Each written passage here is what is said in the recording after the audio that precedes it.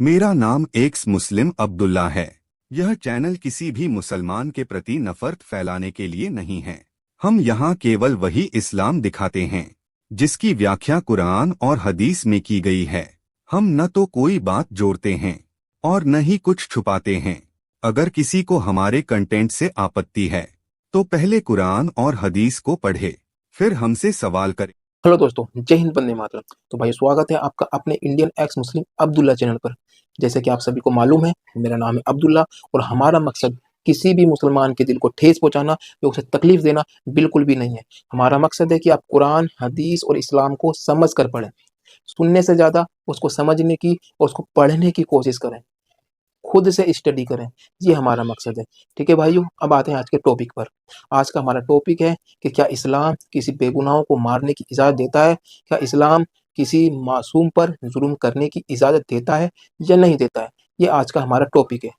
आपने अक्सर बड़े-बड़े आलिमों को, मुफ्ती मौलानों को और इस्लामिक विद्वानों को ये कहते हुए सुना होगा कि इस्लाम एक भाईचारे का दीन है, इस्लाम प्यार सिखाता है, इस्लाम एक पीसफुल दीन है, इस्लाम के अंदर किसी भी मासूम को, किसी बेगुनाहों को मारने की इजाज़त नहीं है।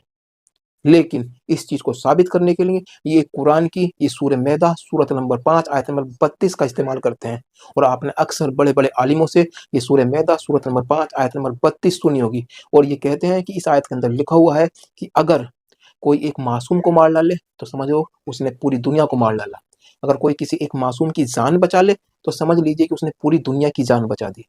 और वो इस आयत से साबित करने की कोशिश करते हैं कि इस्लाम किसी भी मासूम को मारने की इजाज़त नहीं देता है, इस्लाम किसी पर जुल्म करने की इजाज़त नहीं देता है।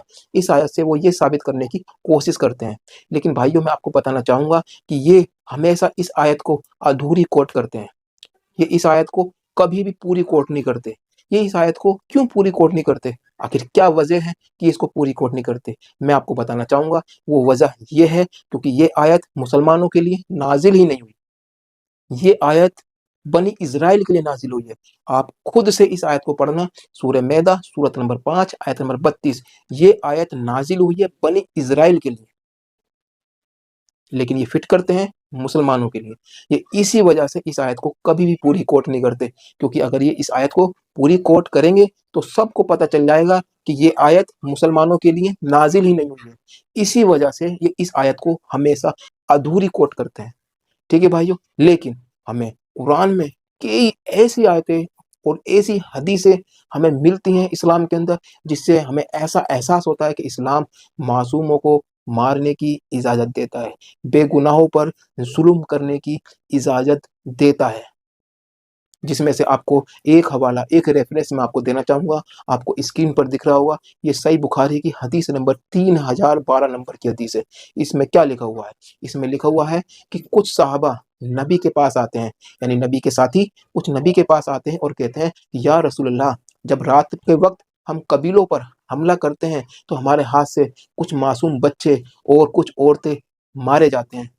इस पर आपका क्या ख़्याल है और क्या कहना चाहते हैं? क्या उनको मारना जायज़ है या नाजायज़ है? तो सोचिए, जो रहमतुल आलमीन है, जो दुनिया के लिए रहमत बना के भेजे गए हैं। कुरान के अंदर आता है सूरह अंबिया सूरत नंबर 21 आयत नंबर 107 के अंदर कि वमा अरसलनाका इल्ला रहमतुल आलमीन, कि हमने मोहम्मद को यानी नबी को रहमत बना के भेजा पूरी दुनिया के लिए। लेकिन यही रहमतुल आलमीन पता है अब क्या कहते हैं? ये रहमतुल आलमीन कहते हैं कि वो बच्चे भी उन्हीं काफिर की औलाद हैं। जब नबी से वो पूछते हैं कि बच्चे हमारे हाथ से मर जाते हैं, तो वो नबी रहमतुल आलमीन कहते हैं कि ये बच्चे भी उन्हीं काफिर की औलाद हैं। कोई प्रॉब्लम नहीं है, कोई दिक्कत नहीं है, कोई टेंशन लेने की बात नहीं है। मर जाते हैं तो मर जाने दो। क्या एक नबी को ऐसा कहना शोभा देता है? क्या एक अच्छा इंसान ऐसी बात कहेगा? अरे भाई, तुम किसी कबीलों पर हमला कर ही क्यों रहे हो? तुम अपनी आइडियोलॉजी दूसरों पर थोप ही क्यों रहे हो? जैसे तुम्हें अपने मज़हब से मोहब्बत है, ऐसे ही उस बंदे को भी अपने दीन और अपने मज़हब से मोहब्बत हो गई भाई। आप क्यों अपनी आइडियोलॉजी दूसरे के ऊपर थोप रहे हो? दूसरे कबीलों पर हमला कर रहे हो और हमला करने के बाद उनके मासूम बच्चों को मार रहे हैं। एक बात बताइए, उन छोटी-छोटी जानों का क्या कसूर है, जिनको मारने के लिए आपने कह दिया कि वो बच्चे भी उन्हीं काफिरों की औलाद हैं? उन्होंने क्या गलती करी? उन्होंने कौन-सा ज़ुल्म आपके ऊपर कर दिया? उन्होंने कौन-सा खता उनकी कौन-सी खता हुई है, जिसकी वजह से आपने ये कहा कि वो काफिरों के ही बच्चे हैं, उन्हें मारने में कोई प्रॉब्लम नहीं है, कोई दिक्कत नहीं है। मर जाते हैं तो मर जाने दें। क्या एक नबी को ये कहना शोभा देता है? और इस टाइप की ऐसी सिर्फ यही हदीस नहीं है, ऐसी और भी कई हदीसें हैं। ये आपको स्क्रीन पर दिख रही होगी, ये सही मुस्लिम की हदीस है 4551 और इंटरनेशनल नंबर है इसका 1745। इसके अंदर क्या लिखा हुआ है? इसके अंदर भी यही लिखा हुआ है कि साहबा नबी से पूछते हैं कि हमारे हाथ से औरतें और बच्चे मर जाते हैं, मारे जाते हैं, इस पर आपका क्या ख्याल है? तो नबी कहते हैं कि वो भी उन्हीं काफिरों की औलाद है, मर जाते हैं तो मर जाने दें।